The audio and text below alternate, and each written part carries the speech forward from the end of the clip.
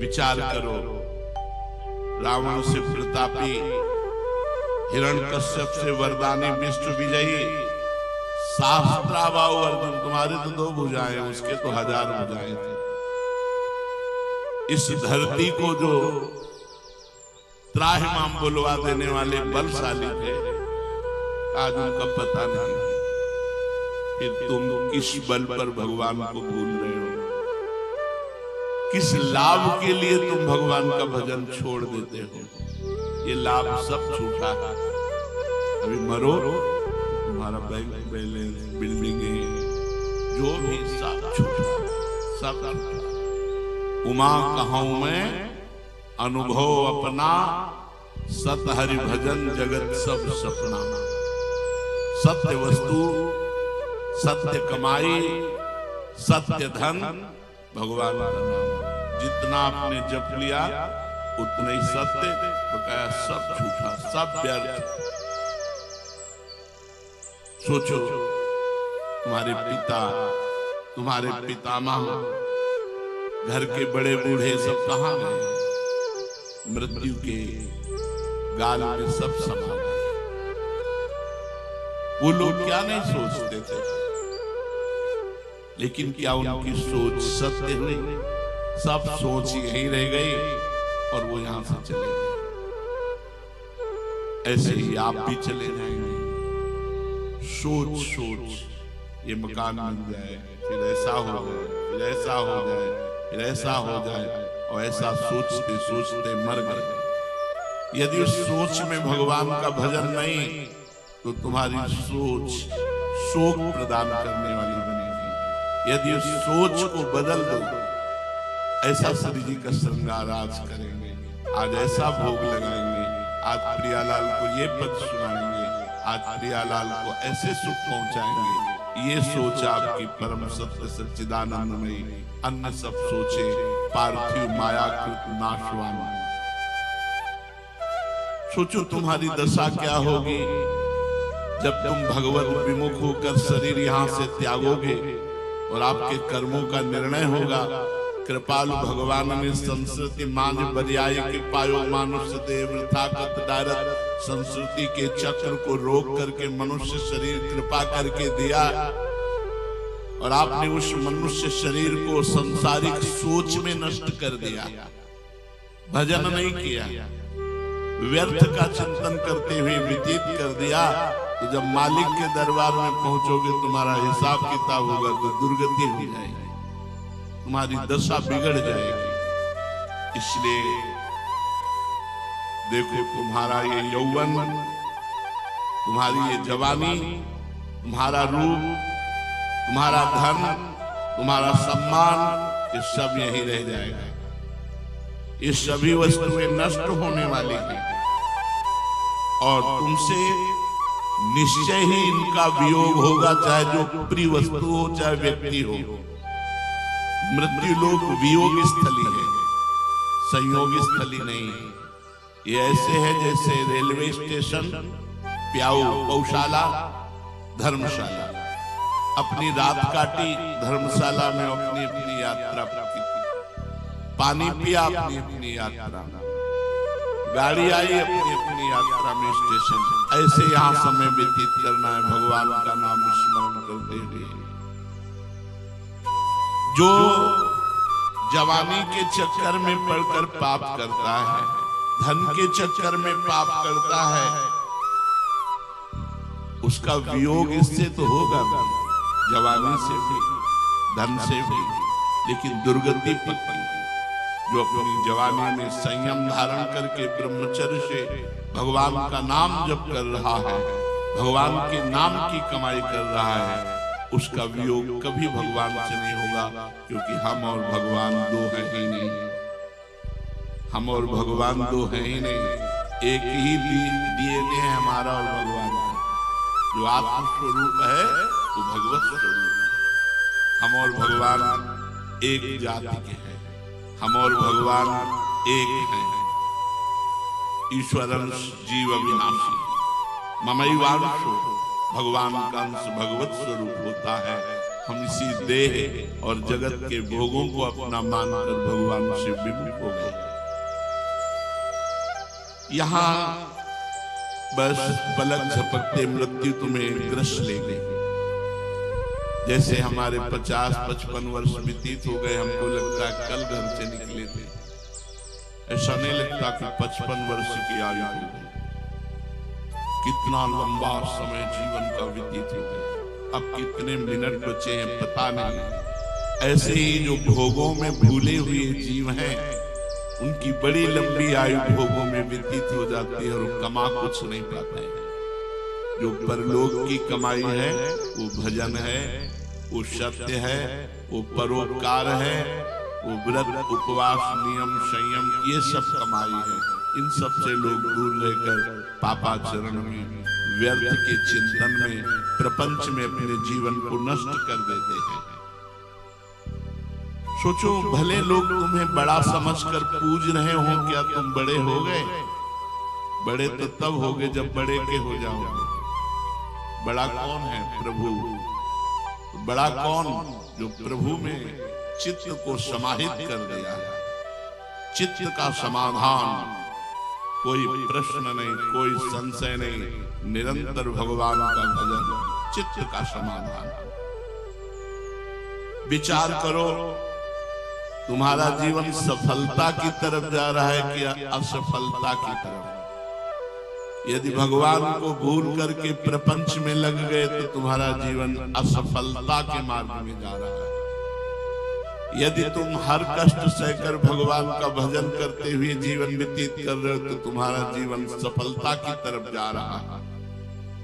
जब तुम जन्म मृत्यु के भयावह चक्कर में जो फंसे हो, इससे छूटोगे तो तुम्हें वो आनंद मिलेगा, वो शांति मिलेगी जो किसी को भी नहीं प्राप्त है। न ब्रह्मा को प्राप्त है, न इंद्र को प्राप्त है, न एक सम्राट को प्राप्त है, न योग की सिद्धियों वालों को प्राप्त है। क्योंकि सिद्धि प्राप्त हो जाने पर जन्म मृत्यु के चक्कर से मुक्त नहीं होता। इसीलिए भगवान ऋषभदेव जी के पास जब सिद्धि आई तो उन्होंने स्वीकार नहीं किया। परीक्षित जी ने प्रश्न किया कि भगवान ऋषभदेव तो भगवान के अवतार हैं, फिर उन्होंने सिद्धियों को क्यों स्वीकार नहीं किया? तो श्री सुखदेव जी ने कहा, जैसे चतुर शिकारी फंसे हुए मृग पर, जाल पर कभी विश्वास नहीं करता, क्योंकि कभी भी भाग सकता है अगर छूटने का अवसर मिल गया। ऐसे ही मन कहीं सिद्धियों के चक्कर में पड़कर परम सिद्धि, भगवत प्रेम या जन्म मृत्यु से मोक्ष, इससे चूक ना हो जाए, इसलिए रिद्धि सिद्धि से भी अपने को छुड़ा करके जो भगवान के मार्ग में, अभी रिद्धियां सिद्धियां ऐसे थोड़ी प्रकट हो जाती है। उसके लिए तो बड़ा संयम नियम चाहिए, बहुत भजन, बहुत, तब कहीं सिद्धियां ऐसे थोड़ी आ जाती। पहले तो जो ही आप साधना में चलेंगे तो अहंकार आ रहा है, पहले सीढ़ी गिराने की अहंकार आएगा, जो दूसरों में दोष दर्शन और अपने में गुणाभिमान। अगर इससे बच गए, स्त्री शरीर के लिए पुरुष शरीर, पुरुष शरीर के लिए स्त्री शरीर, पक्का सुविधा हो जाएगी भोगने की। आप भोग सकते हो। अगर आपने स्वीकार किया तो यहां मार्ग रुक गया। अगर आप इससे आगे बढ़े तो कंचन, विविध प्रकार के भोग सामग्रियां, ऐश्वर्य, वैभव, ये तुम्हारे, अगर इस पे रुक गए तो आपका मान, अगर इसको भी क्रॉस कर गए तो प्रतिष्ठा, मान प्रतिष्ठा है आखिरी सीढ़ी है। अगर मान प्रतिष्ठा को भी पार कर गया तो मुस्कुराते हुए युगल सरकार उसको, तुमने गर्भवास में भगवान से प्रतिज्ञा की थी, रो रो कर प्रभु से गर्भ में कहा था, जब गर्भ के कष्टों को भोग रहे थे, एक बार मुझे गर्भ के इस नरक से बाहर कर दो प्रभु, मैं जाकर ऐसा भजन करूंगा कि दोबारा कभी किसी भी मां के गर्भ में न जाना। प्रभु, इस मनुष्य जीवन में स्त्री मां के गर्भ रूपी नरक से मुझे बाहर कर दो, मैं बाहर जाकर खूब भजन करूंगा। बाहर आए, वो ज्ञान अपहृत हो गया, माया के द्वारा भूमि परत भाटी ढाबर पानी, तिम जीवहि माया लपटानी, लड़का हुआ बोले थाली बजाओ। वो रो रहा है, कहाँ कहाँ वो विशुद्ध ज्ञान कहाँ गया, वो भगवदानंद कहाँ गया। बस नाल छेदन हुआ, गाना बजाना शुरू हो गया। अब फिर वही मोह जाल डाल दिया गया, ये मम्मी, ये तुम्हारी मौसी, ये बस फंस गया जाल। जननी जनक बंधु सुखदारा तनुधन धाम सुखद परिवारा, फिर इसमें ममता कर ली। ये भूल गए कि गर्भ में मैं अकेला जब कष्ट पा रहा था, तब मेरे प्रभु ने आनंद दिया, और उन आनंद सिंधु से वादा करके आया हूं कि एक बार चांस दे दे, मैं आपका भजन। वो भूल गया, सब भूल गए, सब लोग भूल गए। उसे जगाना है, उसे फिर पुनः जागृत करना है। वो बात जागृत होती है संत समागम से। इसीलिए जब हरि की विशुद्ध कृपा होती, जब द्रवै दीन दयालु राघव, तो साधु संगति पाइए, क्योंकि उससे हमारा खोया हुआ ज्ञान पुनः जागृत होता है। अब उस प्रतिज्ञा को भूलकर मिथ्या माया ममता में फंसकर फिर उसी भीषण गर्भवास की यंत्रणा भोगने की तैयारी कर रहे हो। होश में हो जाओ, शीघ्र चेतो, अब जीवन नहीं रह गया है, अब जीवन नहीं रह गया।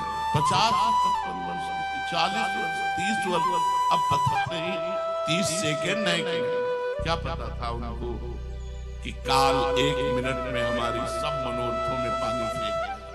कोई चिंतन कर रहा होगा कि अमुक जगह जाकर ऐसे अमुक से मिलेंगे, अमुक मिट्टी में मिला था। चेतो, शीघ्र चेतो, कहीं जीवन के बचे हुए दिन भगवत विमुख असावधानी में न बीत जाए। तुम्हारे हाथ बहुत बढ़िया अवसर लगा है, फिर 83,99,999 योनियों में जो नहीं कर सकते, वो केवल है भजन, वो मनुष्य योनि में कर सकते हो। स्त्री भोग का सुख तो हर योनि ले रही है, रसेंद्री का खान पान का सुख हर योनि ले रही है, सोने उठने बैठने क्रिया पारिवारिक संबंध हर योनि ले रही है। एक एक सुकरी के 20-20 बच्चा, खूब ये सब निद्रा भय आहार में तुम, इसका तो सारे संसार के हर जल चैतन्य में सब फैला हुआ है। एक सुख है भगवदानंद, वो केवल मनुष्य शरीर में ही प्राप्त हो सकता है, अन्य किसी योनि में नहीं। देखो अब तक जो भूल हो गई, भगवान क्षमा कर दें।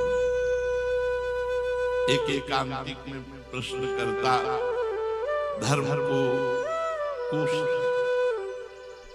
मैं धर्म करता हूं, फिर भी भगवान ऐसा। जब कोई धर्म और भगवान की तरफ कड़वे शब्द बोलने की चेष्टा करता है, तो हमारा हृदय दाह से युक्त हो जाता है, ताप युक्त हो जाता है, क्योंकि करुणा में बस आपकी कृपा की ही बात है, मैं किसी योग्य नहीं। ईमानदारी से सब लोग देखो, उनकी कृपा और अपनी उद्दंडता, अब भी देखो उनकी कृपा और अपनी उद्दंडता जब हम देखते हैं, तो इतना ही केवल हम कर सकते हैं। न्याय करने पर इतना आएगा, क्षमा प्रभु क्षमा, त्राहिमाम प्रभु त्राहिमाम, मैं आपके योग्य नहीं हूं प्रभु, मैं आपका अपराधी हूं, पर फिर भी आपकी इतनी कृपा हम पर है। अब तक जो भूल हो गई सो हो गई, उसके लिए अब रोने का समय नहीं है, नाम जप करो। उसके लिए पश्चाताप मत करो कि बैठे वर्तमान के समय को भी भूत के चिंतन में व्यतीत करो। भूत में जो हो गया सो हो गया, छोड़ो, अब वर्तमान को संभालो। जीवन के जितने दिन बाकी हैं, उन्हीं को दृढ़ संकल्प करो कि 1 सेकेंड भी अब मैं भगवान से विमुख नहीं जीऊंगा। राधा राधा राधा राधा, हर सेकेंड हर मिनट अब मैं प्रभु से जुड़कर ही जीऊंगा। अब विषय भोगों से, संसार से, किसी अन्य क्रियाओं से भगवत विमुख होकर नहीं जीऊंगा।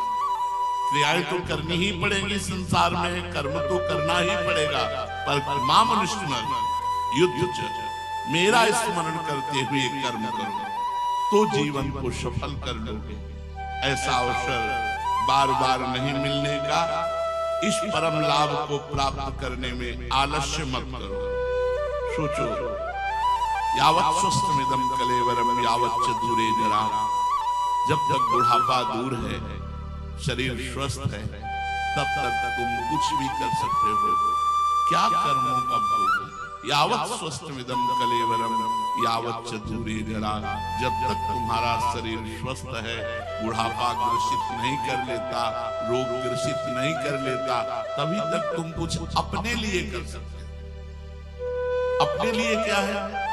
भगवान का नाम जप, तीर्थ यात्रा, व्रत, उपवास, नियम, संयम, इनके द्वारा तुम अपने पापों को नष्ट करके उज्जवल भविष्य बना सकते हो। क्या उज्जवल भविष्य? जिंदा फेंक दिया कबाड़ में। कर्म देखो, उनके कर्म फेंकने वालों के, और उस जीव का कर्म देखो। शरीर की त्वचा सड़ रही है, कोई औषधि नहीं, और कम से कम कोई पानी तो पिला दे। तो कूड़ा घर में फेंक आए, जहां कूड़ादान रखा होता है बड़ा बड़ा टाली वाला, उसी में फेंक।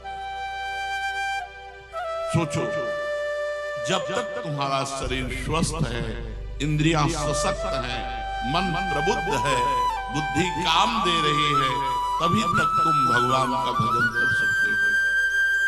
अगर भगवान के भजन का अभ्यास स्वस्थ अवस्था में नहीं किया, तो आप रोगी शरीर में नहीं कर सकते, बुढ़ापे में नहीं कर सकते। इसलिए बहुत सावधान होकर एक एक क्षण श्री भगवान के चिंतन में, भगवान के भजन में व्यतीत करो। यही जीवन की परम सार्थकता है।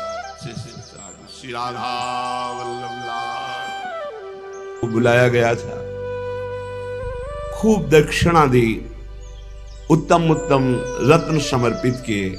समस्त मथुरा के जो ब्राह्मण थे आशीर्वाद दिया, आपका मंगल हो, भगवान आप पर कृपा करें। दान मान से ब्राह्मणों से आशीर्वाद प्राप्त किया। मथुरा मंडल भगवान का नित्य निवास स्थल माना गया है।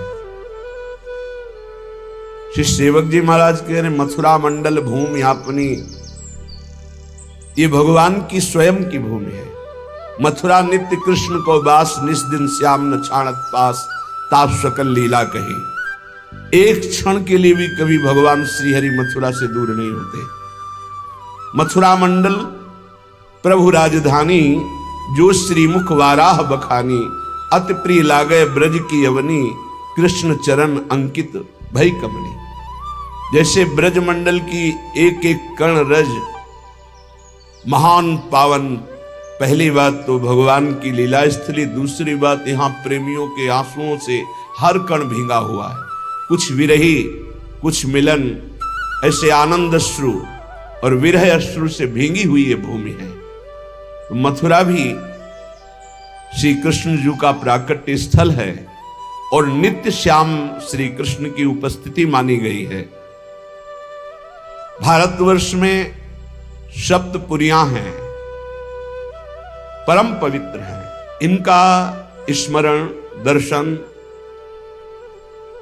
अवगाहन, ये संपूर्ण पापों का नाश करने में समर्थ है। अयोध्या, मथुरा, माया, काशी, कांची, अवंतिकापुरी, द्वारावती, चयु सप्तैता मोक्षदायिका, समस्त पापों का नाश करके मोक्ष प्रदान करने वाली है। अयोध्यापुरी, मथुरापुरी, मायापुरी, काशी, कांची, अवंतिकापुरी और द्वारिकापुरी, ये 7 पुरियां पाप नष्ट करके मोक्ष प्रदान करने में समर्थ हैं। ये मोक्ष प्रदाता सप्तपुरियां कहलाती हैं। इनमें स्वयं भगवान श्री कृष्ण की प्राकट्य लीला स्थली, ये संपूर्ण माथुर मंडल कहा जाता है ब्रज, इसलिए लीला स्थली भी मथुरा में जुड़ जाती है। इसलिए मथुरा मंडल की समानता कहीं त्रिभुवन में कोई नहीं कर सकता। श्री कृष्ण का नित्यवास ईश्वरी वैभव में मथुरा में, महान मोह का नाश करके भगवत प्रेम प्रदान करने में समर्थ यमुना रस रानी पूरा घेरे हुए हैं हमारे प्रभु की लीला स्थलियों को, मथुरा को भी पावन कर रही हैं। एक एक कण परम बंदनी है ये मातृमंडल ब्रज का। ब्रज का नाम स्मरण करने मात्र से पवित्रता हो जाती है। वृंदावन वृंदावन वृंदावन, जय गिरिराज जय गिरिराज, जय बरसाना जय नंदगांव। अरे परम अमृत। यहां जो स्थित वन है, पर्वत है, नदी है, घाट है, वृक्ष है, ये सब भगवत स्वरूप है। ब्रज 84, बहुलावन, खदिरवन, महावन, लोहजंघवन, बिल्ववन, भांडीरवन, श्रीधाम वृंदावन। वृंदावन 3 भावों में स्मरण किया जाता है, गोष्ठ वृंदावन, गोपी वृंदावन और ये नवनिभृत निकुंज वृंदावन। इन सब का दर्शन अवगाहन व्यास मिश्र जी ने किया। विश्राम घाट में विराजमान हुए, बड़ा उत्सव मन रहा है, नाम कीर्तन हो रहा है, जस गाया जा रहा है। अब वहां से आगरा के लिए चले, मथुरा से लगभग 13 किलोमीटर चले होंगे। व्यास मिश्र जी को सूचना मिली कि यात्रा रोकनी पड़ेगी,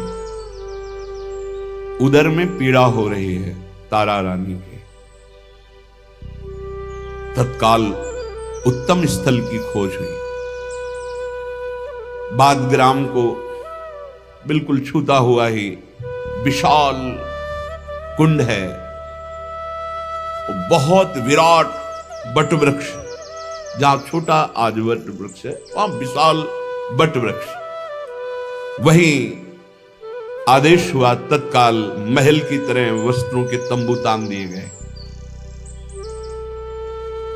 बड़ा पावन स्थल चयन किया हित महाप्रभु ने, क्योंकि इधर लाडली जू रावल, इधर गोकुल और बीच में बादग्राम। श्री कृष्ण जन्मस्थली गोकुल, प्रिया जन्मस्थली रावल और उसके बीच में बादग्राम। मानो प्रिया प्रीतम की संधनी शक्ति सहचरी प्रकट हो रही है, तो स्थान भी बीच का ही चयन किया। प्रसव वेदना बढ़ने लगी। व्यास मिश्र जी ने तत्काल यात्रा रोक दी। अब नहीं, आगे नहीं चला जाएगा। सैनिकों की टुकड़ी साथ रहती थी, सब व्यवस्था हुई। ग्राम से दूर ऊंचा स्थल है टीला, समीप में बड़ा ही निर्मल श्री कृष्ण कुंड, आज भी बहुत पावन उसकी महिमा है। गुरुदेव भगवान और ने उनके साथ बैठकर ही कुंड के पास महिमा वर्णन की। निश्चित सहचरी भाव की प्राप्ति इस कुंड के स्नान और जलपान से की। अपने श्री जी का नौका विहार भी उसी कुंड पे हुआ। और खास बात, बटवृक्ष के नीचे वो शिविर लगा जिसमें तारा रानी विराजमान, वहीं महाप्रभु का प्रादुर्भाव हुआ। वो बटवृक्ष अंतर ध्यान हो गया, पर उसी जगह पर नवीन बटवृक्ष का सुंदर स्वरूप प्रकाशित है, आज जो आप दर्शन करते हैं बादग्राम में। बहुत ही सुंदर रंग बिरंगे वस्त्रों के महल बनाए गए। कोई ऐसे थोड़ी कैसे तंबू कनात लगा दी गई। महलों का निर्माण वस्त्र के द्वारा। सात्विक वृत्ति वाली सैकड़ों हजारों दासियां सेवा में, कोई ऐसा थोड़ी कि 2-4 लोग। श्री व्यास मिश्र जी ने तत्काल अपने निज जनों के साथ, कुछ बहादुर सैनिकों के साथ सूचना भेजी। पास में ही बादग्राम के आगे ही बादशाह का शिविर लगा हुआ, तो जो इंतजार कर रहे थे कि ब्रजमंडल के दर्शन करके व्यास मिश्र जी आवे तो यहीं से एक साथ चलेंगे। सूचना दी कि अब हम आगे नहीं जा सकते, क्योंकि प्रसव पीड़ा हो रही, किसी भी क्षण प्रादुर्भाव हो सकता है बालक का। तत्काल उसने आदेश किया, मैं यही हूं पास ही, मैं और पास आ रहा हूं, तुम बिल्कुल निश्चिंत हो जाओ, सारा उत्सव हमारी तरफ से रहेगा। एक जो मन में एक भय जैसा था कि कहीं ऐसा ना कह दे वो बादशाह है कि नहीं, आपको हर स्थिति में अभी चलना पड़ेगा, तो फिर ना कहना पड़ेगा, विरोध सहना पड़ेगा। और उनको प्रभु का बड़ा अनुग्रह माना कि बिल्कुल अनुकूल परिस्थिति हो गई। बादशाह बड़ा उत्साहित है इस बात के लिए। बड़े बड़े कीर्तन पद गायन करने वाले जो ब्रजवासी जन हैं उनको सबको बुलाया गया। नाम कीर्तन कहीं हो रहा है, कहीं पद कीर्तन हो रहा है, कहीं भगवत चर्चाएं हो रही, कहीं ब्राह्मण जन वेदों की ध्वनि उच्चारण कर रहे हैं। महाप्रभु का प्राकट्य समय है, तो जैसे भगवान के अवतार के समय प्रकृति श्रृंगारित हो जाती है, वैसे ही बसंत ऋतु निर्जल सजल सरोवर भये, उखटे वृक्षनि पल्लव नए। एक और सूखे वृक्षों में भी नई नई कोपें आ गई, तो सूखे हृदय में प्रेम प्रकाशित हो जाए, कौन सी बड़ी बात। सूखे जड़ वृक्षों में नवीन किनगे आ गए, श्रृंगारित हो गए संपूर्ण सरोवर। परम दाता जीवन धन श्रीहित महाप्रभु प्रकट होते हैं, ये धन्य है।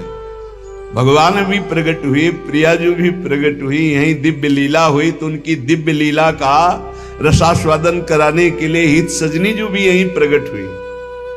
जय जय श्री मथुरा मंडल ब्रज देश बाद शुभ ग्रामा, जय जय श्री गोकुल रावल ढिंग लसत परम अभिरामा, जय जय श्री जननी तारा श्री जनक व्यास सुख धामा, वृंदावन हित राधा वल्लभ प्रगट्यो श्री हित नामा। श्री महाप्रभु के प्राकट्य के समय बाद ग्राम वासियों को मनचाही वस्तुएं दी जा रही, जिसको जो पूरा नगर सजाया गया। बाद ग्राम ब्रजवासियों की समस्त कामनाओं को पूर्ण किया जा रहा है। अपूर्व आनंद, चारों तरफ जिधर देखो फल फूलों से लदे हुए वृक्ष, हरे भरे वन उपवन, नाना प्रकार के रंग बिरंगे सूक पीक मयूर आदि पक्षी मीठी बोली बोल करके मानो प्रियालाल का यश गा रहे हैं। निर्मल सरोवरों में सुंदर कमल खिले हुए हैं, मछलियां रंग बिरंगी उछल रही, किलोल कर रही, हंस चक्रवाक सारथ आदि पक्षी कलरव कर रहे हैं। उस विशाल वट वृक्ष के नीचे श्री व्यास मिश्र जी जो सपरिवार शिविर लगा हुआ था, तारा रानी का अब और पीड़ा बढ़ी। शुभ घड़ी जिसकी प्रतीक्षा थी वो सन्निकट आ गई। ऋतु बसंत पुजई अभिलाषा, परम पुनीत मास बैसाखा, शुक्ल पक्ष की ग्यास सुहाई, चंद्रवार कल कीरति गाई, तहां प्रगट भय श्री हरिवंश, रसिक राज रसिकन अवतंस। रसिक राज ऋतुराज बसंत में प्रकट हो रहे।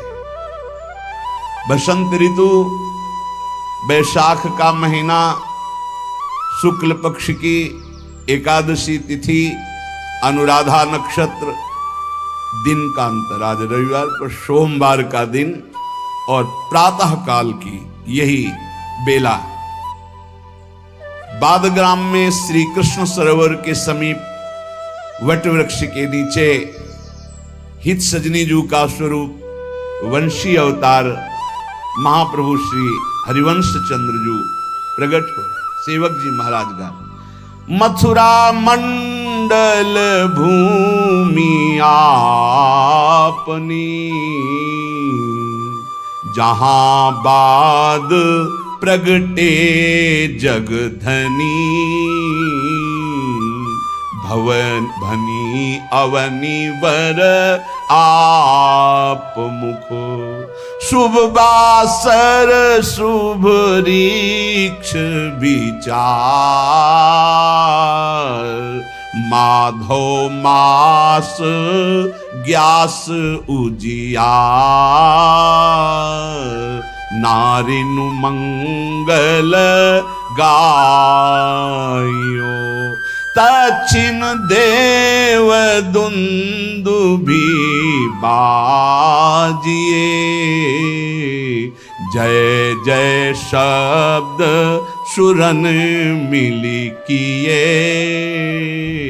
हिये सिराने सबनिके, तारा जननी जनक ऋषि व्यास, जस बरनो हरिवंश बिलास, श्री हरिवंश ही गाई हो। वैसे ही ये भक्तिमयी परम प्रेम लक्षणा भक्ति को प्रदान करने वाली भूमि है। बाद ग्राम में इस समय साक्षात प्रेम का अवतार जो प्रियालाल के हृदय में प्रेम विराजमान है, जो लालजू के अधरों में प्रेममयी बंशी रूप से विराजमान है, जो सखियों के मध्य में हित सजनी रूप से विराजमान है, वो भूतल में आचार्य रूप से प्रकट हो रहे हैं।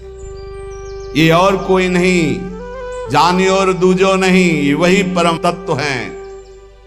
सेवक जी महाराज कह रहे श्री हरिवंश विदित विधि वेदम, श्री हरिवंश जो तत्व अभेदम, अभेद तत्व जो वेदांत का तत्व है, वही जो परमात्म तत्व है, वही जो भगवान कहा गया, वही जो प्रेम कहा गया, वही है, दूजो नहीं, दूसरा नहीं, विश्वंभर वही अवतार ले रहा है। जब जब होए धर्म के हान, तब तब तनु धरि प्रकटतान, जाने और दूजो नहीं। सेवक जी कह रहे हैं दूजो नहीं, आत्मा हरिवंश प्रगट परमानंद श्री हरिवंश प्रमाण मनम, सबकी आत्मा रूप में विराजमान जो है वो हरिवंश चंद्र जो है, उन्हीं का अवतार हो रहा है। बसंत ऋतु, बैसाख का महीना, शुक्ल पक्ष की एकादशी, शुभ दिन सोमवार, शुभ नक्षत्र अनुराधा नक्षत्र, महाप्रभु का प्रादुर्भाव हुआ। जय हो जय हो जय हो। देवता विमानों पर विराजमान होकर पुष्प वर्षा कर रहे और जय जय ध्वनि हो रही है। देवता गण आकाश में दुंदुभियां बजा रहे हैं, सब मिलकर जय जय। सबका हृदय प्रेमानंद से प्रफुल्लित हो रहा, पुलकित हो रहा है। माता तारा रानी, पिता व्यास मिश्र कैसे अद्भुत आनंद को प्राप्त हो रहे होंगे, उनका हृदय ही जानता है, क्योंकि दासों के हृदय में जो उनके कृपा प्रसाद से आनंद होता है उसको अनिर्वचनीय, फिर उनके हृदय में कैसा आनंद हो रहा होगा जिनको इस सौभाग्य मिला माता और पिता कहलाने का महाप्रभु श्री हरिवंश चंद्र जी के। कैसा अद्भुत स्थान पर महाप्रभु प्रकट हो रहे हैं। सामने रावल, इधर गोकुल, बीच में बादग्राम में हरिवंश महाप्रभु।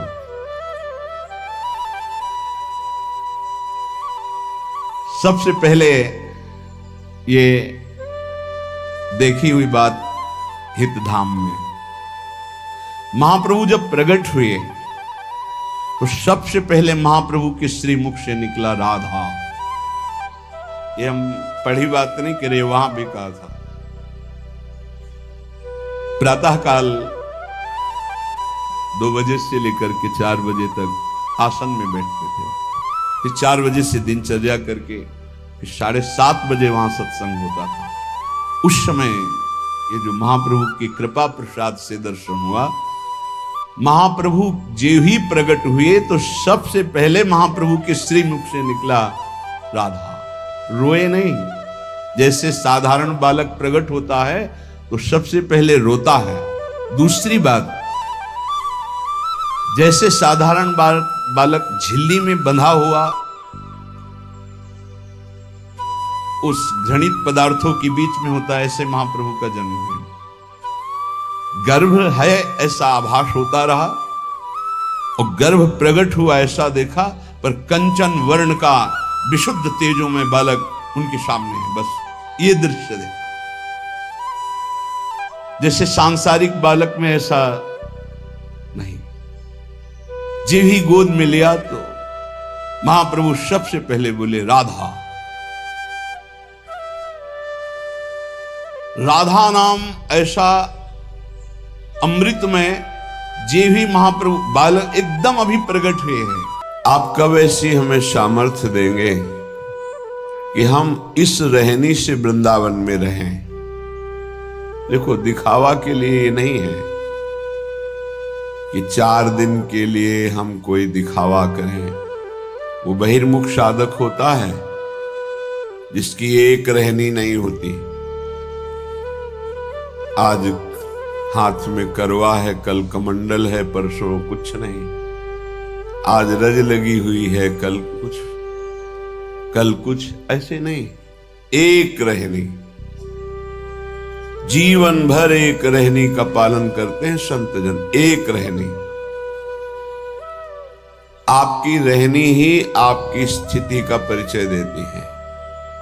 चंचल रहनी, आज कुछ कल कुछ, बोल कुछ रहा है, दिखावा कुछ है, आचरण कुछ है, व्यवहार कुछ, ये सब प्रपंच नहीं।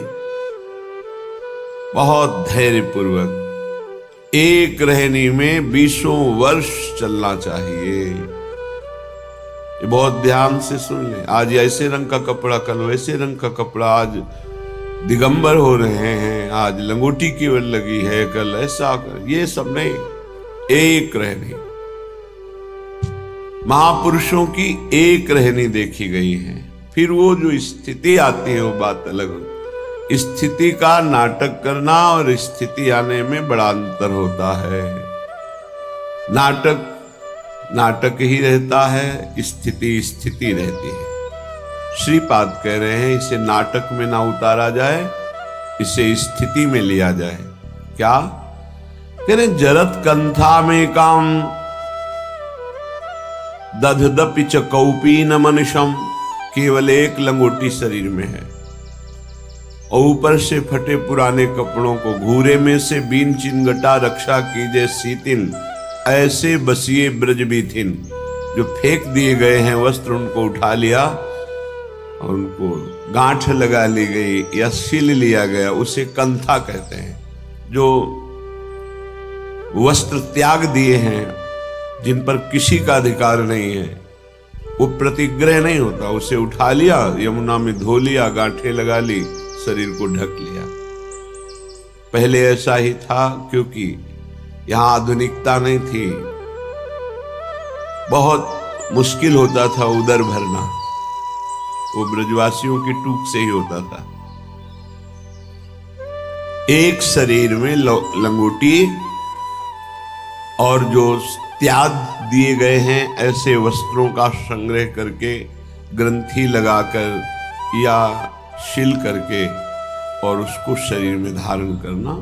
जरत कंथा में काम दधदपि च कौपीन मनुष्यम। एकमात्र उन पुराने कपड़ों की कंथा जो जोड़कर बनाई गई। और कौपीनवंता खलु भाग्यवंता, भगवान शंकराचार्य जी ने भी कहा है। एक कौपीन केवल शरीर, कौपीनवंता खलु भाग्य। दिखावे के लिए ना करें, प्रार्थना करते हैं, क्योंकि वैराग्य की बात सुन करके तत्काल वैराग्य धारण करना और फिर 4 दिन के बाद बदल जाना, ये ठीक नहीं होता। बहुत सोच समझ करके एक रहनी पकड़े, जो गुरु प्रदत्त रहनी है वैसे ही आजीवन निर्वाह करें। अगर एक रहने में नहीं रहोगे तो स्थिति नहीं आएगी।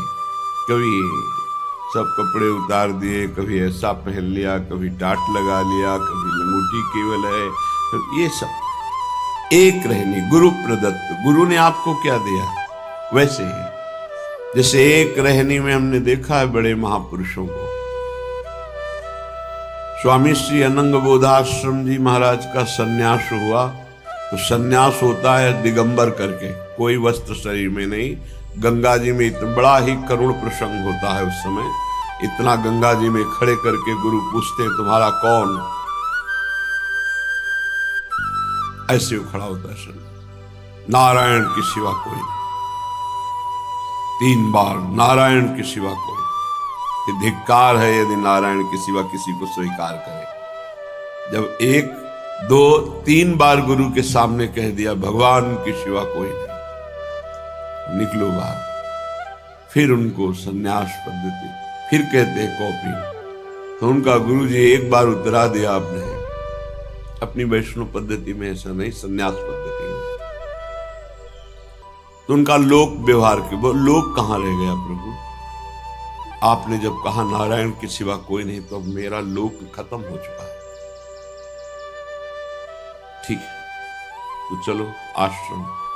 प्रभु आश्रम कैसा? सन्यास जब दे दिया तो जहां दिया यहीं आजीवन निर्वाह करूंगा। तो गंगा की रेती में आजीवन स्वामी अनंग बोधाश्रम जी, आजीवन वैसे ही दिगंबर, प्रकृति का सीधा वार सहना। गंगा जी बढ़ रही तो ऊपर रेती में, गंगा जी घट रही तो रेती में, बस ना बोलना ना मांगना। धन्य है ऐसे महापुरुषों का जीवन। बड़ी अद्भुत प्रभाव शक्ति जागृत हो गई थी। धर्म सम्राट करपात्री जी आज साष्टांग दंडवत करते थे जाके। एक रहनी देखिए, श्री सुरेशानंद जी महाराज, तरी गंगा किनारे पड़ता है, दिगंबर, माताएं बहनें आ गई, एक वस्त्र से ऐसे डाल लिया, वो इतना ढक गया, बस वही चला आजीवन। एक रहनी, संतों की एक रहनी होती है, जो वस्त्र गुरु प्रदत्त है धारण कर लिया, आजीवन वैसे ही। ये नहीं कि आज सुना तो सब फेंक दिया और वो शुरू किया, 4 दिन बाद फिर वृत्ति बदली तो फिर आ गए, ऐसे नहीं चला जाता परमा। ये मरकट वैराग्य कहते हैं। वैराग्य को धैर्य पूर्वक गुरुजनों के आदेशानुसार धारण किया जाता है और उसी पद्धति से चला जाता है। गुरु जी का अनुकरण भी नहीं किया जाता, उनकी आज्ञा का पालन किया जाता है। गुरु जी ने जो दिया, लाल वस्त्र थे उतरे, और जो दिया वो मार्किन लाल थी, ऊपर की मार्किन लाल गेरुआ, फिर सफेद कर दिया, और ये पीला आजीवन उसी का, उसमें कोई परिवर्तन नहीं। गुरु जी नीला पहने, काला पहने, पीला पहने, सब फेंक दे, हमें आदेश क्या करेंगे? हमें आदेश कर दे सब फेंक दो, अभी फेंक देंगे। हमें आदेश करें अमुक वस्त्र धारण करो, वही धारण करेंगे। हमारा वैराग्य गुरु के श्रीमुख से है, मनमानी नहीं। तो उपासक जिसे ऐसे वैराग्य की बातें सुने ना और फिर कल से शुरू कर दे, कुछ हैं जो मनमुखी है, नहीं जानते हैं। पूरे शरीर में रज लगाने का आदेश है, कोशिश करो गुप्त रूप लगे। ऐसे प्रगट में लगा लिया गीली करके, और शरीर में सूखी लगा ली। साधारण ऐसे व्यवहार में रहो, कोई तुम्हें जान न पावे कि तुम ऐसी भावना की। एक दिन स्टील का कमंडल ले लिया, दूसरे दिन करवा ले लिया, तीसरे दिन लौकी ले ली, चौथे दिन नारियल का, ये सब मनमुखी बातें नहीं होनी चाहिए। एक अगर करवा ले लिया तो आजीवन उसी में, ये नहीं दिखावे के लिए करवा पीछे स्टील के पात्रों का प्रयोग, ऐसे नहीं। अगर जो जीवन में धारण किया आजीवन, हमने संतों को देखा है, एक संत है खप्पर रखते नारियल का, टोपी की तरह रख लिया और उसी को से मांग के पा लिया, उसी को फिर ऐसे रख लिया। क्या मस्ती संतों में।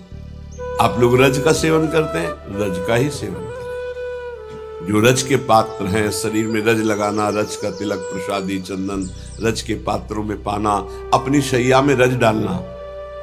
कई बार पीछे चर्चा हुई, सूखी रज डाल के भले ऊपर से चद्दर डाल लीजिए, लेकिन आप सैया में रज में ही शयन करते हैं, ऐसा भाव होना चाहिए और रज पड़ी होनी चाहिए। ये यहाँ की सिद्धि है, समझ जाओ तो समझ जाओ, नहीं माया समझने नहीं देगी। जरत कंथा में काम दधदपिच कौपीन मनुषम प्रगायन श्री राधा मधुपति रहा केली लहरी। एकमात्र जीर्ण कपड़ों की, पुराने कपड़ों की जोड़ करके कंथा बना ली और कौपीन, कंथा और कौपीन राधा माधव के पदों का गायन करते हुए समय व्यतीत कर रहे हैं, जो यहां हो रहा है। बहुत बड़ी बात है, प्रभु के नित्य विहार रस के जो पद गाए जाते, बहुत बड़ी बात है। प्रिया प्रीतम से बातें होने लगती है। एक स्थिति होती है, न नींद होती है, न जागृत होती है, न तंद्रा होती है। तंद्रा भी तमोगुण के अंतर्गत आती है, नींद भी तमोगुण के अंतर आते हैं, रजोगुण, जागृत, थोड़ा सात्विक बीच में। एक स्थिति होती त्रिगुणातीत, का निरंतर गायन। ये बड़े महापुरुषों की बात कह रहे हैं, हर समय देखा है, हर समय बस ऐसे ताली बज रही है, कदम्ब के नीचे बैठे या तमाल के नीचे लाडली कुंज में, ये सब थे चल रहा। साथ जब जब ब्रज भ्रमण पद सुनाओ, अमुक सुदानिनी का श्लोक सुनाओ, अब भाव में डूबे हुए चल रहे पद गायन। पूरी चतुरासी, जैसे 84 कोष की परिक्रमा 84 जी चल रही, पूरी 84 जी हुई, फिर इस समय ये पद सुनाओ, ये केवल पद का ही आहार। ललिता ललित बजावत बीना, गुण गावत सोई जीवन जीजे पकड़